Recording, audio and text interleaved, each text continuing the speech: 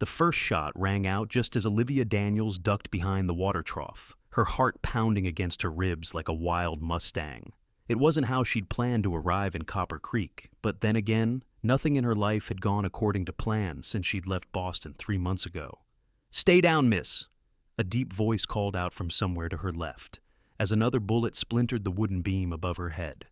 Olivia pressed her tall frame lower, cursing the distinctive height that made her such an easy target.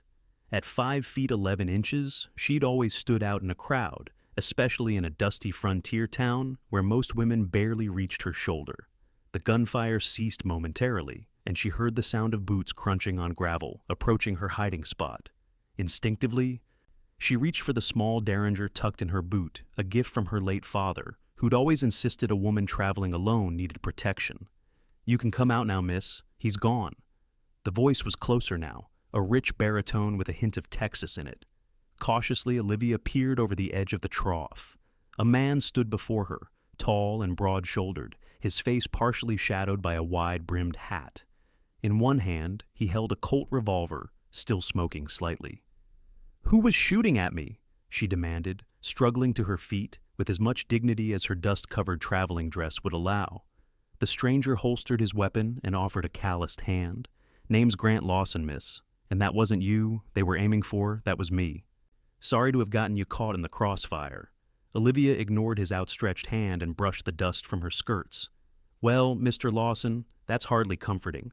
I've been in town less than 10 minutes, and I'm already being shot at by association." He chuckled, a warm sound that seemed out of place amid the lingering scent of gunpowder. "Welcome to Copper Creek, 1878. Not exactly the greeting committee you were expecting, I reckon." As Olivia stood to her full height, she noticed something unusual. She was looking the cowboy nearly straight in the eye. At 6 feet even, Grant Lawson was one of the few men she'd met who didn't tower over her. "You're a tall one," he remarked, though there was no mockery in his tone, just simple observation. Olivia stiffened, prepared for the usual teasing that followed such comments. "Yes, Mr. Lawson, I am aware. They called me too tall back east." The bitterness in her voice was unmistakable. To her surprise, the cowboy laughed, not unkindly, his green eyes crinkling at the corners. "Then I'll be taller with you beside me," he said with an easy smile. "Most folks around here barely come up to my chin. It's nice meeting someone I don't have to bend down to talk to." Something about his response made Olivia's cheeks warm. Unlike the cruel jests she'd endured in Boston society circles, his words held no sting. Before she could respond, a portly man in a sheriff's badge came huffing down the street. "Lawson, was that Reeves again?" the lawman called out, mopping his brow with a handkerchief. Grant nodded. "Third time this week, Sheriff. Getting bolder, too. Shooting in broad daylight." The sheriff noticed Olivia and touched the brim of his hat. "Madam, sorry about the welcome. Tom Reeves has a grudge against our Mr. Lawson here, and he's not particular about who gets caught in the middle. I'm Olivia Daniels," she introduced herself, retrieving her small valise from where she'd dropped it. "I've come to take the teaching position at the schoolhouse." Recognition dawned in the sheriff's eyes. "The schoolmarm from Boston. We've been expecting you, Miss Daniels, though we thought you'd be arriving on tomorrow's stage." "I took an earlier connection in Denver," she explained. "I was hoping to have time to settle in before meeting my students." Grant Lawson's expression changed subtly. "The school board will be mighty pleased you're here, Miss Daniels. We haven't had a proper teacher since old Mrs. Wilkins passed last winter." The sheriff nodded enthusiastically. "The town council's fixed up the teacher's cottage behind the schoolhouse. It's small but comfortable. Lawson here can show you the way his ranch borders the school property." "I wouldn't want to impose," Olivia began, but Grant was already reaching for her valise. "No imposition at all," he said. "My wagon's just down at Thompson's store. I can take you and your belongings to the cottage." As they walked down the dusty main street, Olivia was acutely aware of the curious glances from townsfolk. A woman of her height was unusual enough, but walking alongside a man of nearly equal stature made them a striking pair. "Don't mind the staring," Grant said quietly. "New faces are rare enough in Copper Creek. A beautiful new schoolteacher is practically an event." Olivia nearly stumbled at his casual compliment. In Boston, men had courted her younger sister, petite and delicate as a porcelain doll. No one had ever called Olivia beautiful, interesting, perhaps, or striking, but never beautiful. "My trunks will arrive on tomorrow's stage," she said, changing the subject. "I hope the cottage has adequate storage." "It's simple but solid," Grant replied as they reached his wagon. "The ladies of the town sewed new curtains and quilts, and there's a small garden out back that Mrs. Peterson's been tending." As he helped her onto the wagon seat, his hand lingered on hers a moment longer than necessary. Their eyes met, and Olivia felt a strange flutter in her chest. "Why does this man Reeves want to kill you?" she asked, as Grant urged the horses forward. His smile faded. "That's a long story, Miss Daniels. Let's just say some men don't take kindly to losing what they never rightfully owned." The wagon rattled past the last buildings of Copper Creek, heading toward a small white schoolhouse visible on a gentle rise about a half-mile outside town. Behind it, nestled among a stand of cottonwood trees, was a modest cottage with a freshly painted porch. "It's lovely," Olivia murmured, surprised by the picturesque setting. "The children are excited to meet you," Grant said as he brought the wagon to a halt. "There are 23 of them, ages 5 to 16, all eager for learning." "You seem to know a lot about the school situation," Olivia observed as he helped her down. His hand on her waist was steady and strong. "I'm on the school board. It was my letter you responded to." Olivia remembered the neatly penned correspondence that had brought her west. "You're G. Lawson," she realized. "I had assumed you were George or Gregory." "Just Grant," he said with a smile. "Named after the general. My father served under him during the war." He carried her valise to the cottage door and produced a key. The town had a proper lock installed. Copper Creek safe enough, but a lady living alone should have security. The interior of the cottage was simple but comfortable. A small sitting room with a stone fireplace, a kitchen with a cast-iron stove, a bedroom with a maple bed frame, and a small study lined with empty bookshelves. "My books will fill those nicely," Olivia said, already envisioning her collection of literature and reference volumes. "I hope you'll find everything suitable," Grant said, setting her valise on a chair. "Mrs. Peterson left a basket of provisions in the kitchen, and there's water drawn from the well out back." "Thank you, Mr. Lawson. You've been most kind." He lingered in the doorway, hat in hand. "School starts Monday. That gives you 4 days to settle in. If you need anything, my ranch is just over that ridge to the west. You can see the chimney from your back porch." After he left, Olivia stood in the center of her new home, feeling both exhausted and exhilarated. This small cottage represented everything she'd hoped for when she'd answered the advertisement for a frontier schoolteacher: independence, purpose, and a fresh start, far from the whispers and pitying glances of Boston society. She unpacked her valise, hanging her few dresses in the small wardrobe. From the bottom of the bag, she withdrew a framed daguerreotype of her parents, taken just before her father's illness had claimed him. Her mother had followed him to the grave just months later, leaving Olivia and her sister alone. Her sister had married well, to a banker's son who provided handsomely for her. But Olivia, despite several seasons in society, had found no such match. Too tall, the whispers went. Too bookish, too opinionated. So, when the letter from Copper Creek had arrived, seeking an educated woman to teach the town's children, Olivia had seized the opportunity. What did it matter if she never married? Here she could make a difference. The next morning, Olivia was awakened by a knock at her door. Hastily donning a wrapper over her nightgown, she found a young girl of about 12 standing on her porch, a basket in her hands. "Good morning, Miss Daniels," the girl said politely. "I'm Emma Peterson. Ma sent me over with some fresh eggs and bread, and to see if you might need any help getting settled." "That's very kind, Emma," Olivia replied, touched by the thoughtfulness. "Please come in." As she prepared tea, Olivia learned that Emma would be one of her students, along with her 2 younger brothers. The girl chattered happily about the school and the town, providing Olivia with valuable insights about her future pupils. "Mr. Lawson's the smartest man in the county," Emma declared, as she helped Olivia unpack dishes from a crate that had been left in the kitchen. "He's got more books than anybody, even more than the preacher. He lets us borrow them sometimes." "Is that so?" Olivia's interest was piqued. A cowboy who valued books was an intriguing contradiction.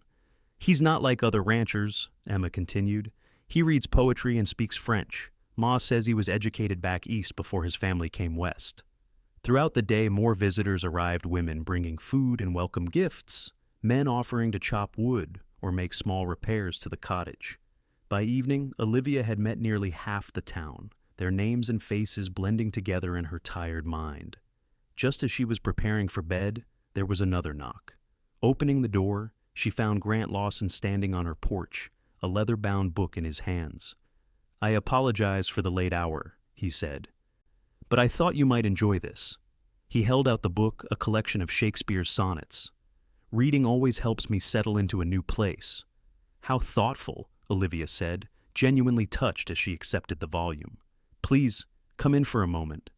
In the lamplight, she noticed details about him she'd missed in the chaos of their first meeting. His hair was dark brown with hints of copper, his eyes a clear green that reminded her of the sea glass she'd collected as a child. Though his clothes were frontier practical denim trousers, a chambray shirt, and a leather vest, they were clean and well kept. "Your cottage looks more homelike already," he observed, glancing around at the small touches. Olivia had added a crocheted doily on the side table, a colorful quilt draped over the rocking chair. "The people here have been remarkably welcoming," she said. "I've received enough food to last a week." Grant smiled. "Folks have been looking forward to your arrival. Most of them never had much schooling themselves, but they want better for their children. And what about you, Mr. Lawson? Emma Peterson tells me you're quite the scholar yourself." A hint of color touched his tan cheeks. "Hardly a scholar, Miss Daniels. My mother was a teacher before she married. She made sure my education didn't end when we left Philadelphia." "How long have you been in Colorado?" she asked, curious about this unusual cowboy. 15 years. I was 16 when my father decided to seek his fortune in ranching rather than banking. My mother," he hesitated, "she never quite adapted to frontier life. She passed away from pneumonia our second winter here." "I'm sorry," Olivia said softly. "I lost both my parents within a year of each other." Their eyes met in shared understanding. For a moment, something electric passed between them, recognition of kindred spirits perhaps, or simply human connection in a place where both felt somewhat apart. Grant cleared his throat and took up his hat. "I should let you rest. Your trunks arrived on this evening's stage. I've arranged for them to be delivered tomorrow morning." "Thank you," Olivia said, walking him to the door. "And thank you for the book." He paused on the threshold, his tall frame silhouetted against the night sky. "Welcome to Copper Creek, Miss Daniels. I think you'll find that standing tall is no disadvantage in the West." The next few days passed in a blur of preparation. Olivia arranged her classroom, cataloged the available textbooks, woefully few, and created lesson plans for students of widely varying ages and abilities. Her trunks arrived as promised, and soon her cottage felt like home, filled with books, small mementos, and the practical necessities she'd brought from Boston. On Saturday afternoon, as Olivia was preparing teaching materials at her kitchen table, the sound of approaching horses drew her attention. Looking out the window, she saw Grant Lawson riding toward her cottage, leading a beautiful chestnut mare. "Good afternoon, Miss Daniels," he called as she stepped onto her porch. "I thought you might appreciate some transportation. The walk to town is pleasant enough in good weather, but when winter comes, you'll want a horse." Olivia descended the steps, eyeing the mare with appreciation. "She's lovely, but I'm afraid I can't accept such a generous gift." Grant shook his head. "Not a gift. She belongs to the school. The previous teacher used her, but she's been in my stable since Mrs. Wilkins passed. Penny's gentle but spirited, rather like her new mistress, I suspect." The mare nudged Olivia's shoulder with her velvety nose, as if agreeing with Grant's assessment. "Do you ride, Miss Daniels?" Grant asked. "I do, though it's been some time," she admitted. "In Boston, it wasn't considered entirely proper for a young woman to ride astride." Grant's eyes twinkled. "Well, you're in Colorado now. Out here, practicality trumps propriety. I've taken the liberty of including a lady's saddle, and a regular one, your choice entirely." Olivia stroked the mare's neck, already charmed. "Thank you. Mr. Lawson, Penny and I will become well acquainted." "Perhaps you'd like to reacquaint yourself with riding," he suggested. "I could show you some of the countryside. It might help you get your bearings." The invitation was tempting. Olivia had been cooped up in the cottage and schoolhouse for days, and the rolling hills beyond beckoned invitingly. "I'd like that," she said, though I should change into something more suitable. While Olivia changed into her plainest skirt and a sturdy shirtwaist, Grant secured Penny to the hitching post and unloaded a saddle from his pack horse. When Olivia emerged, Grant raised an eyebrow at her divided skirt. "Practical," he commented approvingly. "A concession to frontier life," she replied, slightly embarrassed. "My sister was scandalized when I had it made." Grant helped her mount, his hands strong and sure at her waist. Once she was settled, he swung easily onto his own horse, a powerful black gelding. "We'll take it slowly," he promised, guiding his horse alongside hers. "Penny knows these trails well." They rode at a leisurely pace, Grant pointing out landmarks and boundaries. "That's the Hendersons' place to the north. They have 3 children who'll be in your school. To the east is the Taylor farm. Their twins are 5, just starting this year." As they crested a hill, Grant reined his horse to a stop. Before them stretched a breathtaking vista, rolling grasslands giving way to foothills, and beyond them, the majestic Rocky Mountains, their peaks still capped with snow despite the late summer heat. "It's magnificent," Olivia breathed. "This is why I stayed," Grant said quietly. "After my mother died, my father wanted to return east, but I couldn't leave this land. There's a freedom here you can't find in cities." Olivia understood. Already she felt herself changing, shedding the constraints of Eastern society like an ill-fitting garment.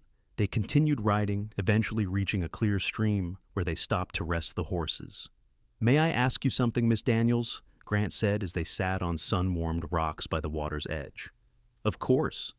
What brought you to Copper Creek? Teaching positions are plentiful in the East, with far more comforts than we can offer." Olivia considered her answer carefully. "I wanted something different. In Boston I didn't quite fit the mold of what a young lady should be." "Because of your height?" he asked perceptively. She smiled ruefully. "Partly, but also my interests. My education, my reluctance to simpering at gentlemen callers. My sister called me hopeless." "Her loss is our gain," Grant said simply. "Out here, we value substance over appearances." As they rode back toward her cottage, Olivia found herself sharing stories of her childhood, her education at a progressive women's seminary, her love of literature and science. Grant proved an attentive listener, asking intelligent questions and offering insights of his own. By the time they returned to her cottage, the afternoon was waning, golden light slanting across the landscape. "Thank you for the ride, Mr. Lawson," Olivia said as he helped her dismount. "And for Penny." "My pleasure, Miss Daniels." His hands lingered at her waist a moment longer than necessary. "Perhaps we could make this a regular excursion. There's much more countryside to explore." "I'd like that," she replied, surprised by how much she meant it. The following Monday morning, Olivia stood nervously before her classroom, 23 curious faces staring back at her. The children ranged from tiny Emma and James Walker, the 5-year-old twins, to strapping 16-year-old Henry Jenkins, who looked as if he'd rather be anywhere else. "Good morning," she began, her voice steadier than she felt. "I'm Miss Daniels, and I'm delighted to be your teacher." By mid-morning, Olivia had begun to assess the varying educational levels of her students. Some, like Emma Peterson, were remarkably advanced in reading and arithmetic. Others could barely form their letters. Organizing them into appropriate groups would be challenging but necessary. At noon, the children spilled out into the schoolyard for lunch. Olivia sat at her desk, making notes about each student, when a knock sounded at the open door. Grant Lawson stood in the doorway, holding a small basket. "I thought you might appreciate some lunch, Miss Daniels. First days can be all-consuming." "That's very thoughtful," she said, genuinely touched. "Please, come in." He placed the basket on her desk and removed a checkered cloth, revealing fresh bread, cheese, sliced apples, and 2 jars of cool cider. "This is lovely," Olivia said, suddenly aware of her hunger. "Will you join me?" They shared the impromptu picnic, Olivia describing her initial impressions of her students while Grant offered insights about their families and backgrounds. "Henry Jenkins is resistant," Olivia observed. "Though clearly intelligent." Grant nodded. "His father needs him on their ranch. He's only here because his mother insisted he finish his education. Show him how learning can be practical that might reach him." "Thank you for the advice. I suspect you know these children better than anyone." I've watched most of them grow up, Grant acknowledged. When you live in a small community like this, everyone's story becomes intertwined with your own. Before leaving, Grant hesitated. The harvest social is Saturday evening at the town hall. The whole community attends. As our new school teacher, you'd be an honored guest. Is that an invitation, Mr. Lawson? Olivia asked, a smile playing at her lips. It is indeed, Miss Daniels. Would you do me the honor of accompanying me? His formal phrasing made her smile widen. I would be delighted, Mr. Lawson. After he left, Olivia found herself humming as she prepared for the afternoon lessons. For the first time since arriving in Copper Creek, she felt truly at home. The rest of the week established a pleasant rhythm. Days were filled with teaching, evenings with lesson preparation and correspondence with her sister back east. Grant stopped by the schoolhouse each day, sometimes bringing a small gift, a jar of honey from his hives, a bouquet of late wildflowers, once a fossil he'd found that he thought might interest her students. On Wednesday afternoon, as the children were practicing their penmanship, Olivia noticed a man watching through the schoolhouse window. He was lean and hard-faced, his eyes cold even at a distance. When he saw Olivia looking, his lips curled in what might have been a smile before he turned and walked away. After dismissing her students, Olivia mentioned the stranger to Emma Peterson, who had stayed to help clean the blackboards. The girl's face grew serious. That sounds like Tom Reeves. He's a bad man, Miss Daniels. Pa says he's been stirring up trouble since he came to the territory. Is he the same man who shot at Mr. Lawson when I arrived? Emma nodded solemnly. Mr. Lawson won some land from him in a legal dispute. Mr. Reeves had been grazing cattle there without permission, and the judge ruled in Mr. Lawson's favor. He's been threatening revenge ever since. The information troubled Olivia. That evening, as she was preparing for bed, she heard a horse approaching her cottage. Peering through the window, she was relieved to see Grant's familiar figure. I'm sorry to disturb you so late, he said when she opened the door, his expression grave. Emma Peterson mentioned Reeves was watching the schoolhouse today. He was, Olivia confirmed. Should I be concerned? Grant's jaw tightened. Reeves is unpredictable and vindictive. I don't think he'd harm you, but the fact that he's showing interest in the school at all worries me. Because of your connection to it? Partly, Grant admitted. Reeves knows I care about the school and the children, but also because you're new here, unestablished. He might see you as vulnerable. Olivia straightened to her full height. I am anything but vulnerable, Mr. Lawson. A smile softened his stern expression. I don't doubt your courage, Miss Daniels, but Reeves is dangerous. Promise me you'll be vigilant and that you'll send word if you see him again. I promise, she said, touched by his concern. Grant reached into his pocket and produced a small object. I'd like you to have this, he said, holding out a silver whistle on a chain. If you're ever in trouble, blow it. Sound carries far in these hills, and I'll hear it from my ranch. Olivia accepted the whistle, her fingers brushing against his. Thank you, she said softly. Though I hope never to need it. He nodded, his eyes holding hers for a long moment. Until Saturday, then. Until Saturday, she echoed. Saturday evening arrived with a flurry of excitement. Olivia spent extra time preparing, washing her hair with lavender water, and arranging it in a style less severe than her usual teaching coiffure. From her trunk, she selected a dress she'd rarely had occasion to wear, embossed in deep blue silk with delicate lace at the collar and cuffs. Its fashionable cut emphasizing her slender waist, rather than trying to minimize her height. A knock sounded precisely at the agreed-upon hour. When Olivia opened the door, she had the satisfaction of seeing Grant's eyes widen appreciatively. Miss Daniels, he said, his voice a touch lower than usual. You look beautiful. Thank you, Mr. Lawson, she replied, noting how handsome he looked in his dark suit, his usual cowboy attire, exchanged for more formal clothing. You're quite dashing yourself. He offered his arm, and they walked to his waiting buggy. As they drove toward town, twilight painted the landscape in shades of purple and gold, the first stars appearing in the darkening sky. You've made quite an impression on your students, Grant said. Emma Peterson declares you're the smartest person she's ever met, present company included. Olivia laughed. Emma is a bright girl with a gift for flattery. She's right, though, Grant insisted. The children are learning more in 1 week with you than they did in a month with Mrs. Wilkins, God rest her soul. That's kind of you to say, but I've only begun to scratch the surface of what needs to be done. The school library is woefully inadequate, and the older students have no access to science equipment or proper maps. Perhaps we can remedy that, Grant suggested. The cattle sale next month should bring good profits to many families. The school board could organize a fundraising campaign. Their conversation continued easily as they reached town, where the community hall glowed with lamplight, the sounds of music and laughter spilling into the street. Inside, the large room was decorated with autumn harvest themes, corn stalks, pumpkins, and colorful leaves adorning every corner. As they entered, conversations paused and heads turned. Olivia was acutely conscious of being scrutinized, but the warmth of Grant's hand at her elbow gave her confidence. "Everyone's staring," she murmured. "We make a striking couple," Grant replied, a hint of pride in his voice.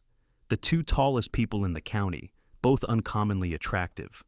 Before Olivia could respond to this casual compliment, they were surrounded by well-wishers. Parents of her students, members of the school board, and curious townspeople all wanted to meet the new teacher. Grant remained by her side, introducing her to those she hadn't yet met, and subtly steering her away from the few who seemed overly interested in prying into her personal history. When the music started, Grant led her onto the dance floor. "Do you waltz, Miss Daniels?" "I do, though I must warn you, my height often makes it awkward for my partners." His hand settled at her waist, warm and sure. "We fit perfectly," he said, as they began to move with the music. And they did. For perhaps the first time in her life, Olivia didn't feel ungainly or too tall as she danced. With Grant, she felt graceful, feminine matched. They danced 3 consecutive waltzes before Olivia begged a rest. Grant brought her a cup of punch, and they found a quiet corner where they could observe the festivities. "You dance beautifully," he said. "Like you were made for it." "Only with the right partner," she replied, then blushed at her own boldness. His eyes darkened slightly. "Olivia," he began, using her given name for the first time. Before he could continue, a hush fell over the room. Olivia followed Grant's suddenly tense gaze to the entrance, where Tom Reeves stood, flanked by 2 rough-looking men. Unlike the other attendees in their Sunday best, Reeves wore dusty riding clothes, a gun belt prominently displayed at his hip. "Grant Lawson," Reeves called, his voice carrying in the now silent room. "Didn't expect to find you here playing the gentleman. Thought you'd be out defending your stolen property." Grant's jaw tightened, but his voice remained calm. "This isn't the place for this discussion, Reeves. Take your grievances elsewhere." The sheriff stepped forward. "Tom, you and your boys need to leave. This is a peaceful gathering." Reeves ignored him, his cold eyes finding Olivia. "You must be the new schoolmarm I've heard so much about. Tall, ain't she, boys?" His companions snickered. "Better be careful, madam. Lawson here has a habit of taking things that don't belong to him." Grant moved slightly in front of Olivia, protective, but not possessive. "Miss Daniels is here as my guest, Reeves. I won't have you insulting her." "No insult intended," Reeves said, though his smirk belied his words. "Just offering some friendly advice." Several men from the town had gathered behind the sheriff, their stance making it clear they wouldn't tolerate further disruption. Reeves seemed to recognize the shifting mood. "We'll be on our way. Just wanted to see the famous new teacher for myself." His gaze lingered on Olivia in a way that made her skin crawl. "We'll meet again, miss." After Reeves and his men departed, the tension in the room gradually dissipated. The band resumed playing, though conversations were more subdued. "I'm sorry," Grant said quietly. "Reeves has a talent for poisoning even the most pleasant occasions." "You have nothing to apologize for," Olivia assured him, "though I would like to understand what he meant about stolen property." Grant sighed. "It's a long story, but you deserve to know." He guided her to a bench near the wall. 2 years ago, Reeves attempted to claim a section of land adjacent to my ranch prime grazing land with a year-round spring. He produced documents showing he'd purchased it from a man named Fletcher, who supposedly acquired it from the original landowner. "But the documents were fraudulent?" Olivia guessed. "Completely.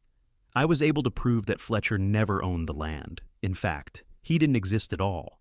The original deed was still in my name, properly registered with the Territorial Land Office. So the court ruled in your favor. Grant nodded. Reeves had already moved 100 head of cattle onto the land and built a line shack. He was furious when he had to remove them. He's been looking for revenge ever since. And now he seems to be including me in his vendetta, Olivia observed. I'm afraid so, Grant admitted. Being seen with me makes you a target in his eyes. Olivia considered this. Then perhaps we should give him a clear view of his target. She stood and held out her hand. I believe this is a waltz, Mr. Lawson. Shall we continue our evening? Grant's smile was slow and admiring. You're a remarkable woman, Olivia Daniels. They returned to the dance floor, and if they stood a little closer, moved a little more in harmony than before, neither mentioned it. The remainder of the evening passed without incident. Grant introduced Olivia to more of the townspeople, including several prominent ranchers who expressed interest in her ideas for expanding the school's curriculum. When the last dance ended, Grant drove Olivia home beneath a canopy of stars, the night air crisp with the promise of autumn. They talked easily of books they'd both read, places they hoped to see, and the changing seasons in the high country. At her cottage door, Grant took both her hands in his. Thank you for a wonderful evening, despite the interruption. I enjoyed myself immensely, she replied truthfully. He hesitated, then bent slightly to brush his lips against her cheek. Good night, Olivia. Good night, Grant, she whispered, her skin tingling where his mouth had touched. As she prepared for bed, Olivia found herself humming the last waltz they had danced, her body still remembering the feel of his hand at her waist, the subtle scent of his cologne, the way their steps had matched so perfectly. It was foolish, she told herself, to read too much into one evening. Yet she couldn't deny the connection she felt to Grant Lawson, a connection unlike anything she'd experienced before. The weeks that followed settled into a pleasant routine. Olivia's days were filled with teaching, her evenings often enlivened by Grant's visits. Sometimes he brought books from his extensive library, other times news from town or fresh produce from his ranch. They rode together every Saturday, exploring the countryside and growing ever more comfortable in each other's company. October brought crisp mornings and golden afternoons, the landscape transformed by autumn's palette.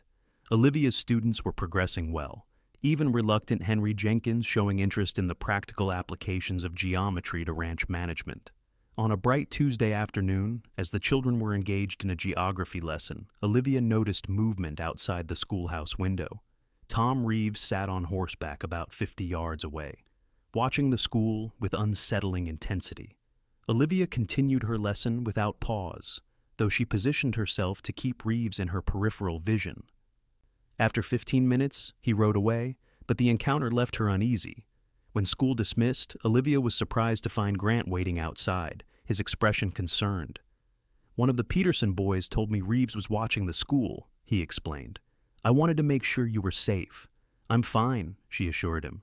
He just watched for a while, then left. Grant's frown deepened. This is the third time in 2 weeks. He's planning something, I'm certain of it. Or simply trying to intimidate us, Olivia suggested. Either way, I won't give him the satisfaction of showing fear. Your courage is admirable, but please be cautious, Grant said. Reeves isn't known for empty threats.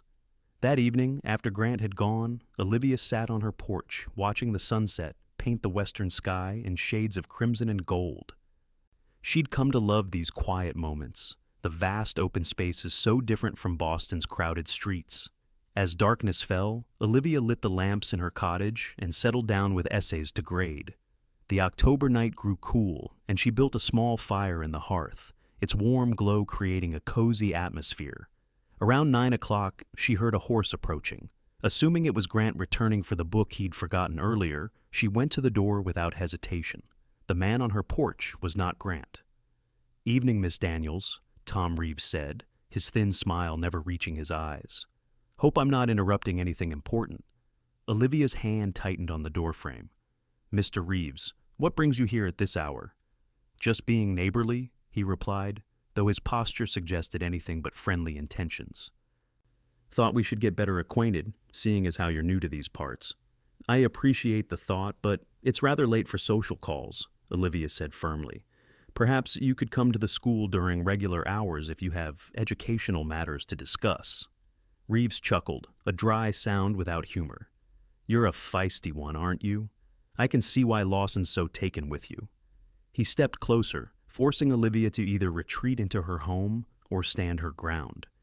"I'm curious, has he told you about his wife yet?"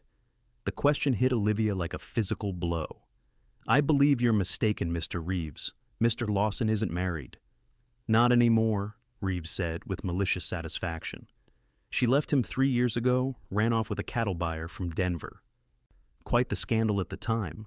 Olivia struggled to maintain her composure. Grant had never mentioned a wife, former or otherwise. "Mr. Reeves, whatever personal history Mr. Lawson may have is no concern of mine, nor is it a suitable topic for this conversation. Just thought you should know what you're getting yourself into," Reeves said with mock concern. "Lawson doesn't have the best luck with women. First his mother died, then his wife abandoned him. Seems like the women in his life end up suffering." Anger flared in Olivia, burning away her unease. "I think you should leave, Mr. Reeves. Now." He held up his hands in a placating gesture. "No offense meant, madam. Just looking out for the town's new schoolteacher." His eyes hardened. "But a word of advice, Lawson's not the man you think he is. And associating with him could prove hazardous to your health." The thinly veiled threat sent a chill down Olivia's spine. She reached for the silver whistle hanging at her neck, but before she could raise it to her lips, Reeves had already turned back toward his horse. "Sleep well, Miss Daniels," he called over his shoulder. "Lock your doors tight tonight." Olivia closed the door with shaking hands, securing both lock and bolt. Through the window, she watched Reeves ride away, his figure soon swallowed by the darkness. For the first time since arriving in Copper Creek, Olivia felt truly afraid. Not for herself. She had faced down harsher men than Tom Reeves in Boston's rough neighborhoods where she'd volunteered at charity schools. No, her fear was for what Reeves might be planning, and for the relationship she'd been building with Grant. Was it true about his wife? Why hadn't he mentioned such a significant part of his past? And more troublingly, was Reeves's visit tonight merely to sow discord? Or was it a prelude to something more sinister? Sleep eluded Olivia that night. By morning, she had made up her mind she would ask Grant directly about his past. Their friendship, and whatever it might be growing into, deserved honesty. The school day passed slowly. Olivia found it difficult to concentrate, her mind returning again and again to Reeves's revelations and insinuations. When the final bell rang, she was relieved to see her students safely collected by parents or heading home in groups. No sign of Reeves or his men in the vicinity. As she was locking the schoolhouse, hoofbeats announced a rider. Turning, Olivia saw Grant approaching, his expression brightening when he spotted her. "I thought I might escort you home," he called, dismounting gracefully. Olivia hesitated, uncertain how to begin the conversation they needed to have. Grant must have sensed her discomfort. "Is something wrong?" he asked, his brow furrowing with concern. "Not wrong exactly," she replied carefully. "But there are matters we should discuss." He nodded, leading his horse alongside her as they walked toward her cottage. "You seem troubled. Has something happened?" "Tom Reeves paid me a visit last night," Olivia said, watching Grant's reaction closely. His entire body tensed, his knuckles whitening on the reins. "Did he threaten you? Are you all right?" "I'm fine," she assured him. He was unpleasant but not overtly threatening. She paused, then added, "He told me about your wife." Grant stopped walking, his face a study in conflicting emotions, shock, anger, and something that might have been shame. "I see," he said quietly. "And now you have questions." "I do," Olivia admitted. "Not because I judge you for having a past, we all do, but because you never mentioned it, and I learned of it from a man who clearly wishes you ill." They had reached her cottage. Grant secured his horse, then followed Olivia onto the porch. "May I come in? This isn't a conversation I'd prefer to have in the open." Inside, Olivia busied herself making tea, giving Grant time to collect his thoughts. When they were seated at her small kitchen table, steaming cups before them, he began his story. "Her name was Caroline," he said, his voice steady but tinged with old pain. "We married when I was 22, she 19.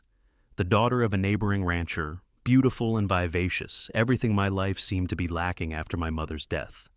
He stared into his teacup. For the first year, things were good. Then cattle prices fell, and we struggled. Caroline had grown up in comparative luxury. Her father's ranch was one of the largest in the territory. She wasn't prepared for the hardships of building a life from scratch. "You were young," Olivia said gently. "Both of you." Grant nodded. "Too young, perhaps." Caroline grew increasingly unhappy, resentful of the isolation and the endless work.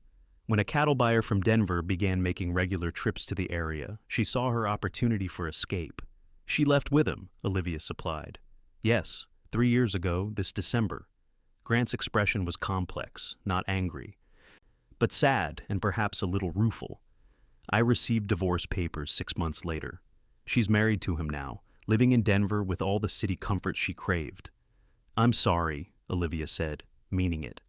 Grant looked up, meeting her eyes directly. "I should have told you. It's not something I deliberately conceal, but neither is it a story I enjoy sharing. The truth is, I failed as a husband. I was so focused on making the ranch successful that I neglected Caroline's happiness." "That's a mature perspective," Olivia observed. "Many men would blame the woman entirely."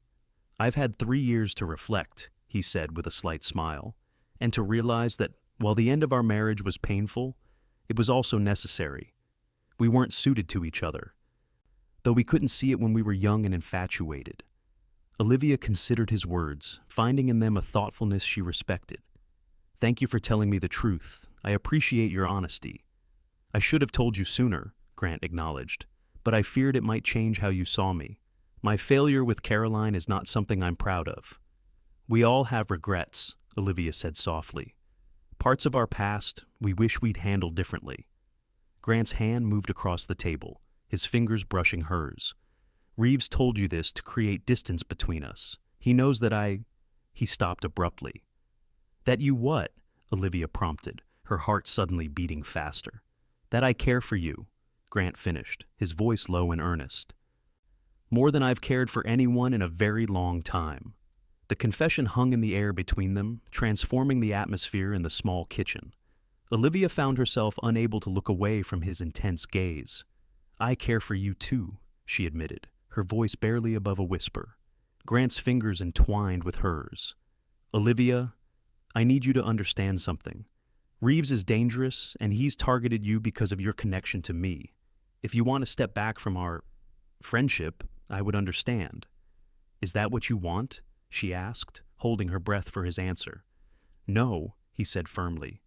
"What I want is to continue seeing you, getting to know you better, exploring whatever this is between us, but not at the cost of your safety or peace of mind." Olivia squeezed his hand. "I've never been one to let threats determine my choices, Grant. I won't start now." Relief and something warmer flooded his expression. "You're remarkable. Do you know that?" "So you've said before," she replied with a small smile. "Though I'm merely being practical. Reeves would win if he succeeded in driving us apart." Grant's thumb traced circles on her palm, sending pleasant shivers up her arm. "There's another matter I should mention while we're being honest with each other. The cattle sale is next week in Denver. I'll be gone for about 10 days. "I'll miss our rides," Olivia said, surprised by how much the thought of his absence affected her. "As will I, but the sale is crucial for the ranch's finances." He hesitated, then added, "I've spoken to Sheriff Taylor about keeping an eye on the school and your cottage while I'm gone, just as a precaution." Olivia nodded, appreciating his concern without feeling smothered by it. "I'll be fine, Grant. I've got 23 children and their parents looking out for me, not to mention Mrs. Peterson, who checks on me daily as if I were her own daughter." His smile returned. "You've made quite an impression on this community in a short time." "The feeling is mutual," Olivia said honestly. "I've never felt so at home anywhere as I do here." They talked until twilight deepened into night, their conversation ranging from books and philosophy to childhood memories and dreams for the future. When Grant finally rose to leave, Olivia walked him to the door, reluctant to see the evening end. On the threshold, Grant turned to face her, his expression suddenly serious. "Olivia, when I return from Denver, there's something important I'd like to discuss with you." Her pulse quickened. "That sounds ominous." "Not at all," he assured her, his smile returning. Quite the opposite, in fact. He took her hand, raising it to his lips in a gesture both old-fashioned and thrilling. Until then, be safe. You as well, she replied, oddly breathless. After he'd gone, Olivia stood in her doorway, watching his figure recede into the darkness. For the first time in her life, she found herself contemplating a future very different from the independent existence she'd planned, a future that included Grant Lawson in a role far more significant than friend or neighbor. The possibility both terrified and exhilarated her. The next week passed with agonizing slowness. Olivia threw herself into her teaching, introducing new projects to keep both her students and herself engaged. She began a school newspaper, with the older children writing articles about local events and the younger ones contributing artwork and simple stories. True to his word, Sheriff Taylor rode by the school each morning and afternoon, tipping his hat to Olivia and sometimes stopping for a brief chat. There was no sign of Tom Reeves or his men, though Olivia couldn't shake the feeling of being watched when she walked home in the evenings. On Friday, a week after Grant's departure for Denver, Olivia dismissed her students early. A storm was brewing in the west, dark clouds piling against the mountains, and she wanted the children safely home before it hit. As the last student disappeared down the road, Olivia quickly gathered her materials and locked the schoolhouse. The wind had picked up, carrying the scent of rain and the promise of the season's first real cold snap. Mounting Penny, Olivia urged the mare into a trot, hoping to reach her cottage before the storm broke. They were halfway home when the first fat raindrops began to fall, quickly turning into a steady downpour. Lightning flashed across the darkened sky, followed by a crack of thunder that made Penny sidestep nervously. "Easy, girl," Olivia soothed, patting the mare's wet neck. "We're almost home." As they rounded the bend that led to her cottage, Olivia saw something that made her blood run cold. 3 riders waited on the road ahead, their figures indistinct through the curtain of rain, but unmistakably blocking her path. Instinctively, Olivia reined Penny to a halt, considering her options. She could turn back toward town, but that would mean a longer ride in the worsening storm. Or she could cut across the open field to her left, hoping to circle around to her cottage from another direction. Before she could decide, one of the riders spurred his horse forward, and Olivia recognized Tom Reeves's lean silhouette. "Miss Daniels!" he called above the storm's noise. "Nasty weather for a lady to be out alone." Olivia's hand went to the whistle at her throat, but she knew its sound wouldn't carry far in the howling wind. Instead, she straightened in her saddle, refusing to show fear. "Mr. Reeves," she acknowledged coolly, "I'm in a hurry to get home before this storm worsens. Please excuse me." She moved to guide Penny around the men, but Reeves maneuvered his horse to block her path again. "No rush," he said, his smile visible even through the rain. "We thought you might appreciate an escort. Roads can be dangerous for a woman alone, especially one associated with Grant Lawson." The threat in his words was unmistakable. Olivia's heart pounded, but she kept her voice steady. "The sheriff is expecting me. When I don't arrive home on time, he'll come looking." Reeves laughed. "Sheriff Taylor's busy with a disturbance at the saloon. Convenient timing, wouldn't you say?" Olivia's mind raced. The cottage was tantalizingly close. She could see its outline through the trees. If she could somehow get past these men, an idea formed. Reaching into her satchel as if looking for something, Olivia suddenly yanked out her umbrella and snapped it open directly in front of Reeves's horse. The animal reared in surprise, forcing Reeves to focus on controlling his mount. In that moment of confusion, Olivia dug her heels into Penny's flanks, urging the mare forward at a gallop, straight between 2 of the startled riders. "Get her!" she heard Reeves shout behind her as she bent low over Penny's neck, the wind and rain lashing at her face. The mare responded magnificently, her powerful legs eating up the distance to the cottage. Behind them, Olivia heard the thunder of pursuing hooves, gaining with every stride. Reaching her cottage, Olivia practically threw herself from the saddle, stumbling onto her porch. Her hands shaking with cold and fear, she fumbled with her key. Glancing over her shoulder to see Reeves and his men closing in, the door finally swung open. Olivia darted inside, slamming it shut and throwing the bolt just as boots thudded onto her porch. "Open up, Miss Daniels," Reeves called, his voice deceptively pleasant. "We just want to talk." "Leave my property immediately," Olivia shouted through the door, "or I'll be forced to protect myself." Laughter greeted her words. "Protect yourself? With what? Lawson's not here to save you, schoolmarm." "I don't need Grant Lawson to save me," Olivia replied, retrieving her father's derringer from its hiding place in a drawer. The small gun felt heavy in her hand, but she was grateful for its presence. Through the window, she saw Reeves gesture to his men. One moved toward the back of the cottage, while the other remained mounted, watching the road. A crash from the rear of the cottage told Olivia they were trying to force entry through the back door. She moved quickly to her bedroom, positioning herself where she could see both entrances. The storm had intensified, rain lashing against the windows and wind howling around the eaves. Lightning illuminated the room in brief, stark flashes, followed by deafening thunder. The back door splintered inward. Olivia raised the derringer, her hand steadier than she would have expected. "That's far enough," she called as a figure appeared in the doorway. "I'm armed, and I know how to use this." The man hesitated, clearly not having anticipated resistance. In the next flash of lightning, Olivia recognized one of the men who had accompanied Reeves to the harvest social. "Boss," he called over his shoulder. "She's got a gun." Reeves appeared behind him, his expression shifting from confidence to wary respect as he saw the derringer pointed at his chest. "Now, Miss Daniels, there's no need for that. We're just having a friendly conversation." "There's nothing friendly about breaking into my home," Olivia replied, her voice remarkably calm. "State your business and then leave." Reeves stepped forward, ignoring the gun. "My business is with Lawson, but since he values you, you've become part of that business. I want him to understand what happens when he takes what's mine." "The land was never yours," Olivia said. "The court established that." "Courts!" Reeves spat the word. "Eastern men in fancy clothes who've never set foot on the land they're judging. Out here, possession matters more than papers." Another flash of lightning illuminated the tension-filled room. In that instant, Olivia saw Reeves's hand move toward his gun belt. "Don't," she warned, her finger tightening on the trigger. Reeves froze, then slowly raised his hands. "You won't shoot me, schoolmarm. You don't have it in you." "I grew up with 3 brothers who taught me to shoot when I was 12, Olivia lied smoothly.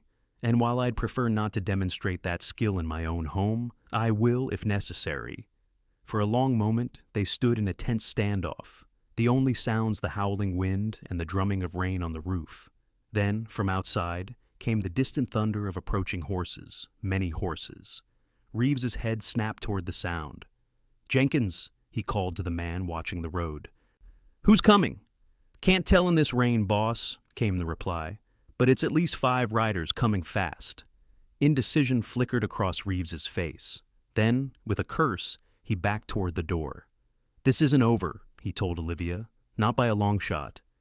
As quickly as they had arrived, Reeves and his men were gone, disappearing into the storm just as new riders approached the cottage. Olivia lowered the derringer, her legs suddenly wobbly with delayed shock. A moment later, a familiar voice called her name from outside. "Olivia, are you in there? It's Grant." Relief flooded through her. Setting aside the gun, Olivia rushed to the front door and threw it open. Grant stood on her porch, rain-soaked and mud-spattered, his face tight with worry. Behind him were 4 ranch hands, all armed and alert. "Thank God," he breathed, pulling Olivia into a fierce embrace. "Are you hurt? Did they harm you?" "I'm fine," she assured him, her voice muffled against his wet coat. "How did you know?" "Emma Peterson," Grant explained, keeping one arm around Olivia as he led her back inside. "She saw Reeves and his men heading this way after school, let out, and rode to meet me on the Denver road. I was already on my way back and finished my business early." Olivia's legs finally gave out, and she sank onto a chair, the enormity of what had just happened washing over her. "They broke in," she said, gesturing toward the splintered back door. "Reeves said he wanted to show you what happens when you take what's his." Grant's expression darkened. "This ends now," he said grimly. "Johnson," he called to one of his men, "ride for the sheriff. Tell him what's happened here. The rest of you secure the cottage and stable Miss Daniels' horse." As the men moved to carry out his instructions, Grant knelt beside Olivia's chair, taking her cold hands in his. "I'm so sorry," he said, his voice rough with emotion. "This is my fault. I should never have left you alone." Don't be ridiculous, Olivia replied, finding strength in her indignation. I'm perfectly capable of taking care of myself.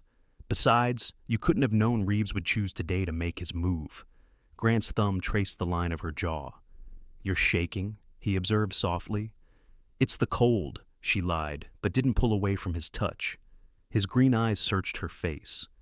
When I heard you were in danger, he said quietly, I've never ridden so hard in my life. The thought of losing you before I'd even had the chance to... He broke off, seeming to struggle with his words. Before you'd had the chance to what? Olivia prompted, her heart suddenly racing for reasons that had nothing to do with fear. Instead of answering, Grant leaned forward and kissed her. His lips were cool from the rain, but warmed quickly against hers. Olivia's surprise lasted only an instant before she was kissing him back, her hands finding their way to his shoulders, his rain-dampened hair. When they finally parted, both slightly breathless, Grant rested his forehead against hers. I was going to wait, he murmured, do this properly when I return from Denver, but seeing you endanger life's too uncertain to waste time on propriety. What exactly were you planning to do properly? Olivia asked, though she thought she knew the answer. Grant smiled, his expression a mixture of tenderness and determination. Ask you to marry me. Despite having anticipated his words, Olivia felt her breath catch. We've known each other barely 2 months, she said, practical even as her heart soared. Long enough to know what matters, Grant replied. I love your intelligence, your courage, your kindness. I love the way you look at the world clear-eyed but hopeful. I love who I am when I'm with you. He took her hands in his. I love you, Olivia Daniels, more than I thought possible after Caroline left. Tears pricked at Olivia's eyes. I never expected this, she admitted. When I came west, I'd resigned myself to a life alone, focused on my teaching, my independence. And now, Grant asked, his voice steady, but his eyes revealing his vulnerability.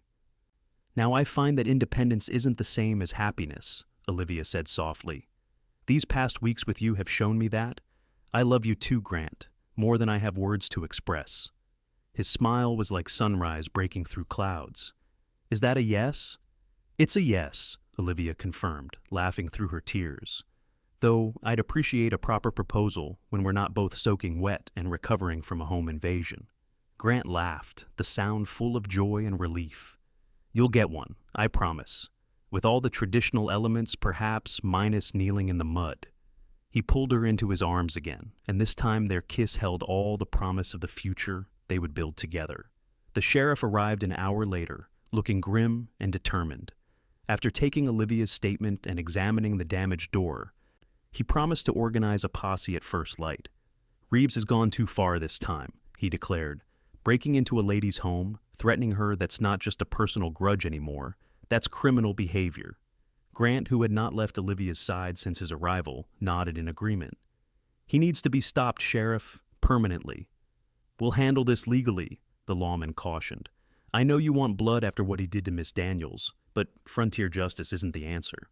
After the sheriff departed, Grant's men set about making temporary repairs to the back door and securing the cottage for the night.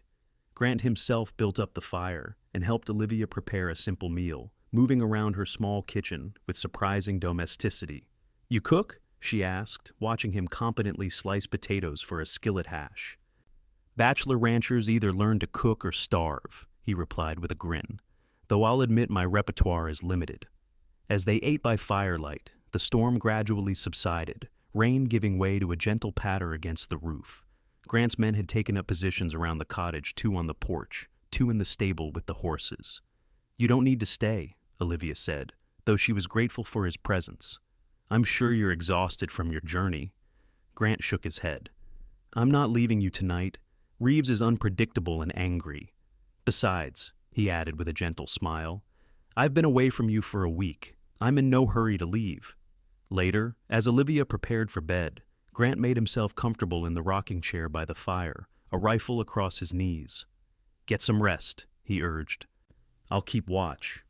Despite the evening's trauma, Olivia slept soundly, comforted by Grant's presence in the next room, and the knowledge that her feelings for him were reciprocated.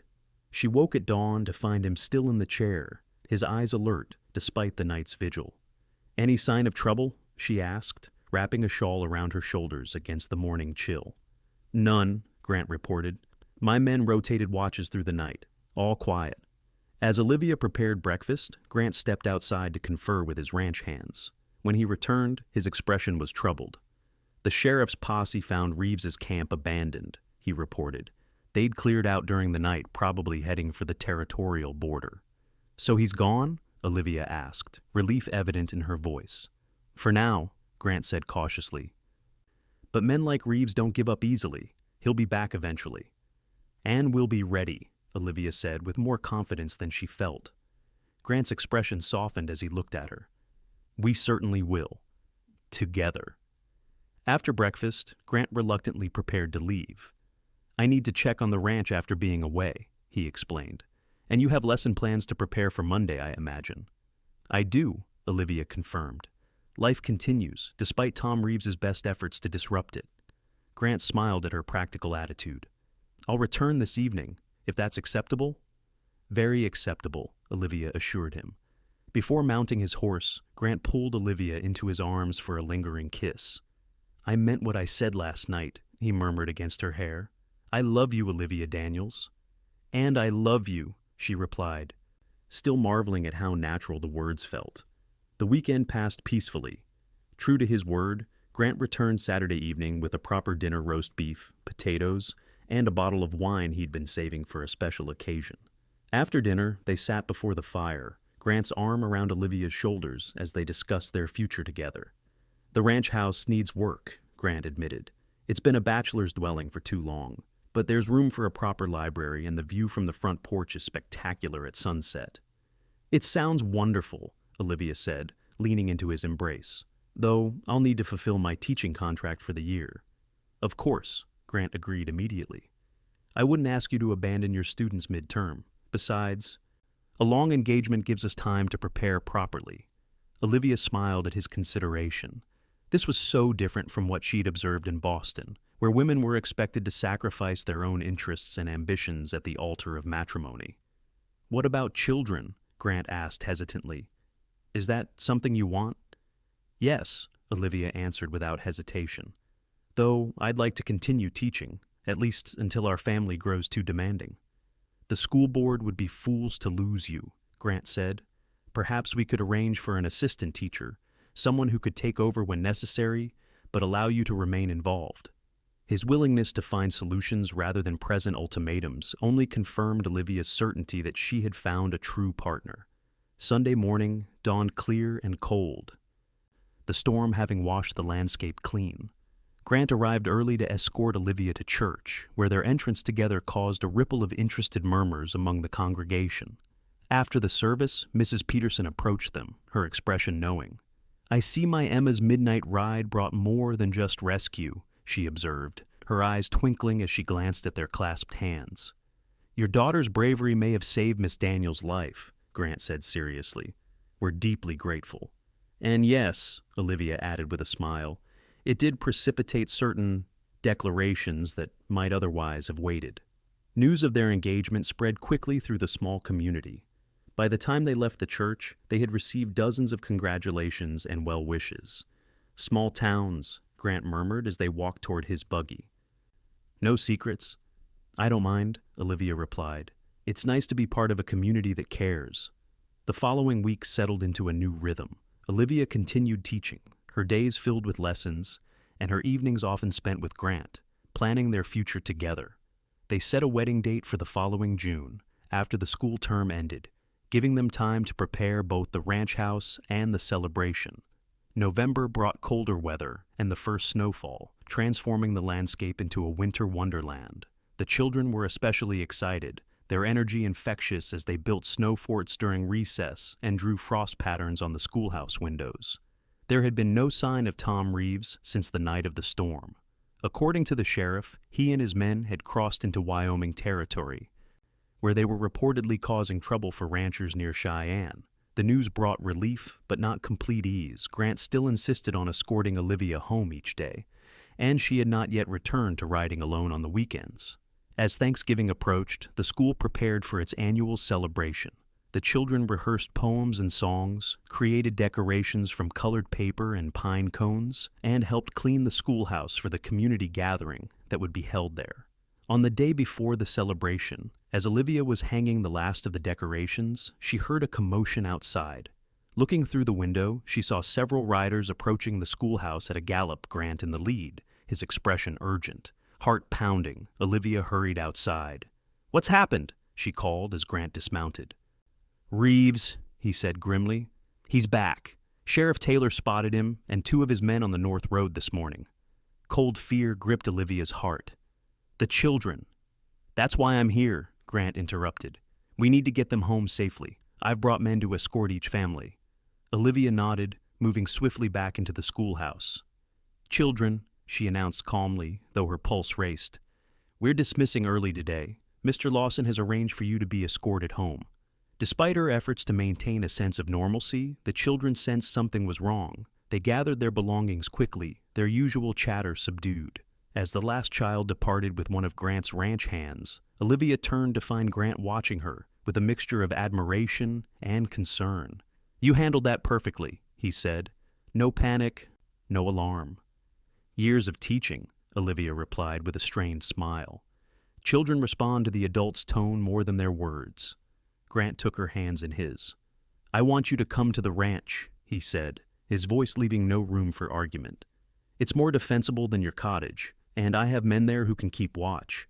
For once, Olivia didn't resist the protective gesture. "All right," she agreed, "but I'll need some things from the cottage." They rode to her home first, where Olivia hastily packed a valise with clothing and essentials. As they were preparing to leave, a rider approached at speed one of Grant's ranch hands, his expression urgent. "Boss," he called, reining his horse to a sliding stop. "Reeves and his boys just burned the line shack on the north pasture. Old Miguel saw the smoke and rode to warn us." Grant's jaw tightened. "Anyone hurt?" "No, sir. Place was empty, thankfully." "He's making his move," Grant muttered, helping Olivia onto her horse.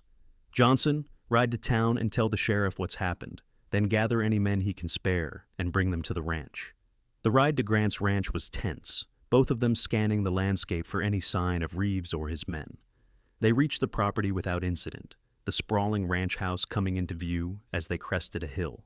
Unlike the rustic cabin Olivia had imagined, the house was substantial and well built, 2 stories of solid timber with a wide porch wrapping around 3 sides. Barns, corrals, and bunkhouses formed a neat compound around it, the whole establishing a small settlement rather than merely a residence. "It's beautiful," Olivia said as they approached. "It will be," Grant replied, his eyes warm as he looked at her. "Once you've put your touch on it." Inside, the house revealed a curious blend of frontier practicality and Eastern refinement. The large main room featured comfortable, if somewhat worn, furniture arranged before a massive stone fireplace. Bookshelves lined one wall, filled with volumes that made Olivia's heart leap with recognition. Shakespeare, Dickens, Thoreau, alongside practical texts on ranching, medicine, and law. "My mother's influence," Grant explained, following her gaze to the books. "She insisted we bring the library west with us, despite my father's protests about the wagon space it required." Grant's housekeeper, Mrs. Herrera, a dignified Mexican woman of about 50, greeted Olivia warmly and showed her to a guest room on the 2nd floor. "It is good that El Patron has finally found someone worthy," the woman said approvingly as she helped Olivia settle in. "This house needs a woman's hand, and Mr. Grant needs a wife with both beauty and brains." Olivia blushed at the frank assessment. "Thank you, Mrs. Herrera. I hope I can live up to your expectations." The older woman patted her hand. "You already have, just by being the kind of woman who makes him smile again." Throughout the afternoon, Grant's men prepared the ranch for potential trouble, posting guards, checking weapons, and securing livestock in the nearest pastures. Grant himself moved between tasks with calm efficiency, his experience in handling crises evident in every decision. By evening, the sheriff had arrived with 5 deputies and several town volunteers. They gathered in the ranch house dining room, where Grant spread out a map of his property. "Reeves knows this land," he told the assembled men. "He grazed cattle here illegally for months before the court ordered him off. He'll likely approach from the north, where the tree line provides cover almost to the corrals. The sheriff nodded. We'll position men along that perimeter, but remember, I want Reeves taken alive, if possible. He needs to stand trial for what he's done. Olivia, listening from the doorway, admired the men's methodical planning. This wasn't the wild, uncontrolled violence of dime novels, it was calculated defense against a known threat. As the men dispersed to their positions, Grant found Olivia in the library, where she had been distracting herself with a volume of Emerson's essays. You should try to rest, he suggested, sitting beside her on the leather sofa. It could be a long night. I'm not sure I could sleep, she admitted, closing the book. Not knowing what might happen. Grant took her hand, his thumb tracing gentle circles on her palm. I've faced worse odds than this, he assured her, and never with so much to fight for. Olivia leaned against his shoulder, drawing comfort from his solid presence. Promise me you'll be careful, she whispered. I promise, he replied, pressing a kiss to her temple. I have too much to live for to be reckless. They sat in companionable silence for a while, the crackling fire and ticking clock the only sounds in the room. Eventually, Olivia's eyelids grew heavy, despite her concerns, and she dozed against Grant's shoulder. She was awakened by a distant shout, followed by the sharp report of a rifle. Grant was already on his feet, reaching for the gun belt he'd hung on a nearby chair. Stay here, he instructed, buckling the belt around his waist. Mrs. Herrera is in the kitchen. Go to her if you need anything. Be safe, Olivia said, rising to stand before him. Grant cupped her face in his hands, kissing her briefly but intensely. I will. We'll get through this, Olivia. Then nothing will stand in the way of our future together. After he left, Olivia paced the library, listening to the occasional shots and shouts from outside.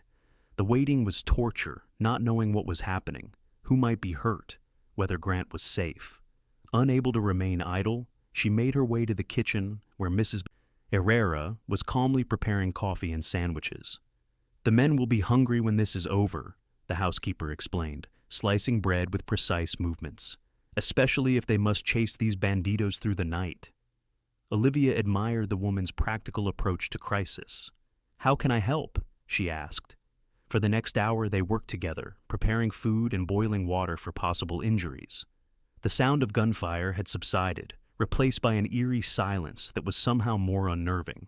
Then came the pounding of boots on the porch, and the front door burst open. Two of Grant's ranch hands carried a third between them, blood staining his shirt.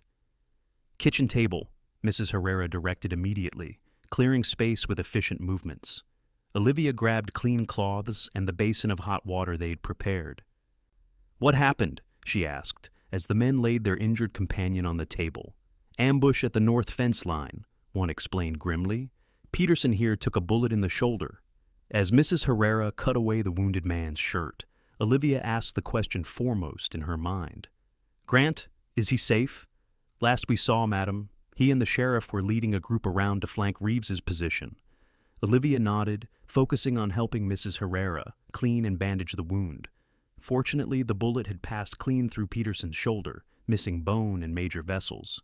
You are lucky, Joven, Mrs. Herrera told the injured man as she applied a poultice of herbs to the wound. A few inches lower, and we would be digging a grave instead of bandaging you. More men arrived, reporting that Reeves and his gang had retreated into the hills, with Grant, the sheriff, and several others in pursuit. Should be back by dawn, if all goes well, one ranch hand said, accepting a cup of coffee gratefully. Dawn came and went with no sign of the pursuit party. Olivia, who had not slept since the alarm was raised, stood on the front porch, scanning the horizon for any sign of riders. Mrs. Herrera joined her, a shawl wrapped around her shoulders against the morning chill. They will return, she said with quiet confidence. Mr. Grant knows these hills better than anyone. He will not be fooled by Reeves's tricks. As if summoned by her words, a group of riders appeared on the ridge to the north. Even at a distance, Olivia recognized Grant's broad-shouldered silhouette, and her heart leapt with relief. As the riders drew closer, she could see that they were escorting 3 men with their hands bound Reeves and his companions, finally captured. Grant dismounted wearily, handing his reins to a waiting ranch hand. His face was streaked with dirt and what might have been blood, but he smiled when he saw Olivia waiting. It's over, he said simply, taking her hands in his. Reeves is in custody, and he won't be threatening anyone again. The sheriff, equally tired but satisfied, added, "He'll be facing charges of arson, attempted murder, breaking and entering, and threatening a schoolteacher. That's enough to put him away for 20 years at least." As the prisoners were secured in a wagon for transport to the territorial jail, Grant finally allowed himself to be led inside.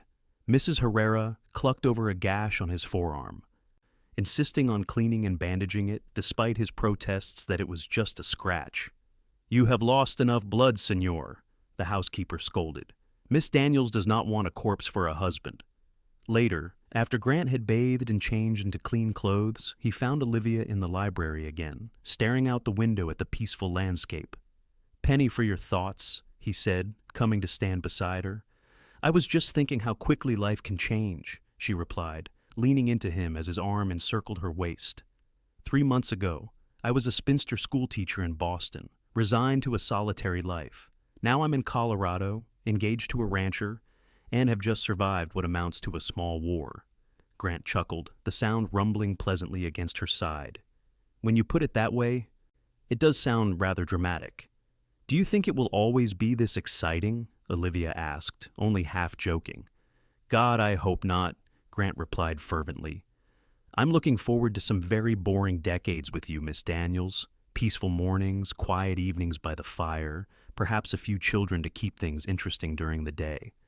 The vision he painted was so appealing that Olivia felt tears prick at her eyes. "That sounds perfect," she whispered. Grant turned her to face him, his expression suddenly serious. "I know this isn't how either of us planned our lives to unfold," he said, "but I can't help feeling that everything, my failed marriage, your decision to come west, even Reeves's vendetta, all of it led us to each other. They called me too tall back east," Olivia reminded him, smiling through her tears. "If I hadn't been considered unmarriageable there, I might never have come west at all." Grant's laugh was warm and genuine. "Then I'm grateful for the short-sightedness of Boston gentlemen," he said, pulling her closer. "And I meant what I said when we first met. I'll always be taller with you beside me." "Is that a promise, Mr. Lawson?" Olivia asked, her heart full to bursting with love for this remarkable man. "The most solemn promise I'll ever make," Grant replied, sealing his words with a kiss. The wedding took place the following June, just as planned, in the small church in Copper Creek. The entire town turned out for the celebration, the school children forming an honor guard with wildflower garlands as Olivia and Grant emerged as husband and wife. Emma Peterson, now 13 and blossoming into a young lady, served as maid of honor, proudly wearing a dress Olivia had helped her make for the occasion. "You're the most beautiful bride ever," the girl declared as they prepared for the ceremony.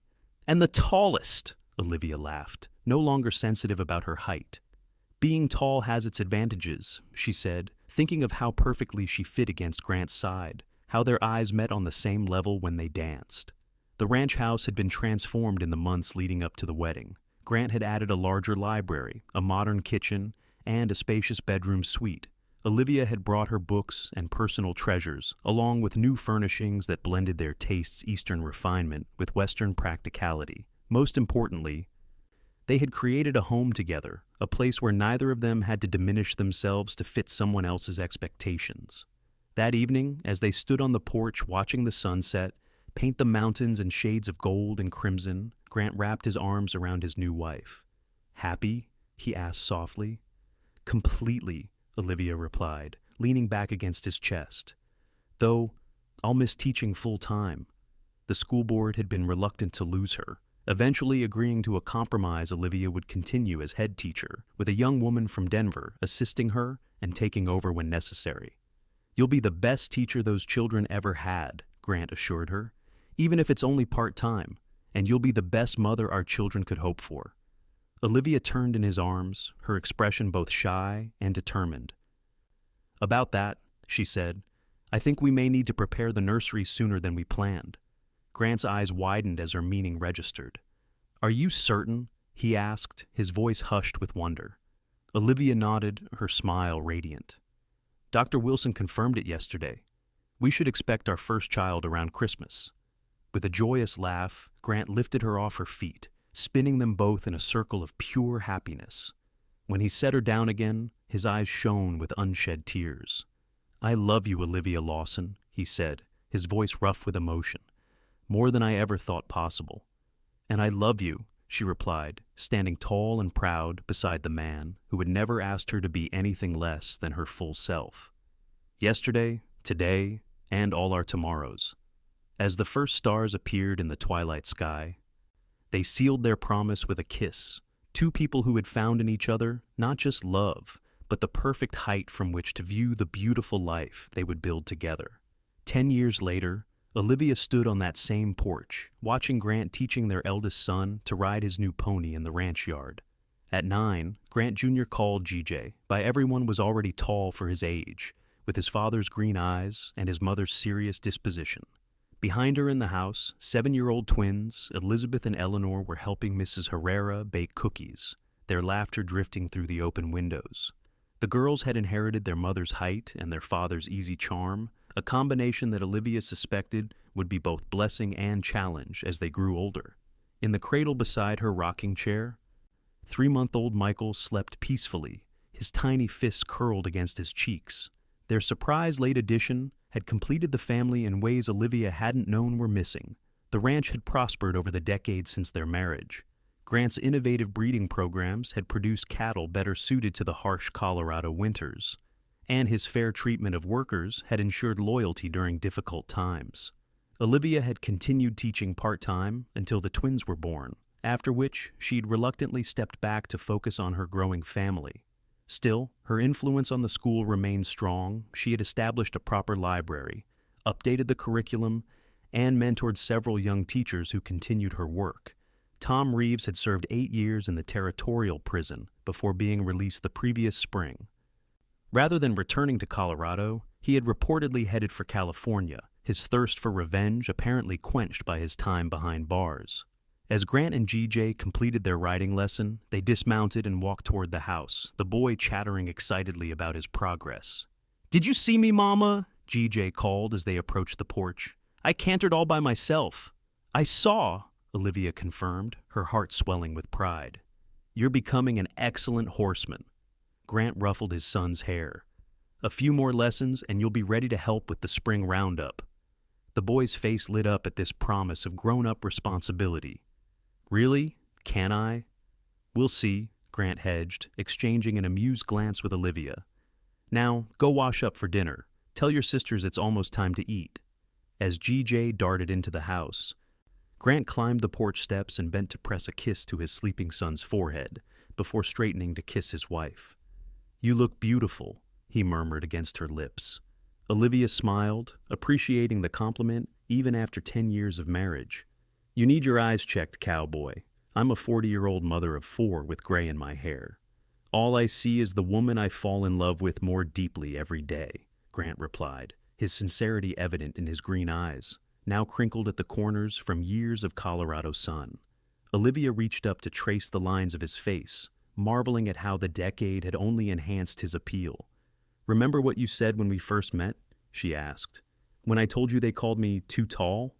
Grant smiled, the memory obviously as clear to him as it was to her. "I said I'd be taller with you beside me," he recalled. "And I was right. Having you at my side has made me stand taller, live better, love more completely than I ever thought possible." As the setting sun bathed them in golden light, their children's voices providing the perfect backdrop to the moment, Olivia knew with absolute certainty that she had found her true height not in physical stature, but in the love that had allowed her to become fully herself. "Thank you," she said simply, "for seeing me as I am, not as the world thought I should be." Grant's arms encircled her waist, drawing her close. "Always," he promised. "From that first moment in Copper Creek until our last breath, always." And as they stood together, perfectly matched in height and in heart, Olivia knew it was a promise that would endure through all the seasons of their lives together.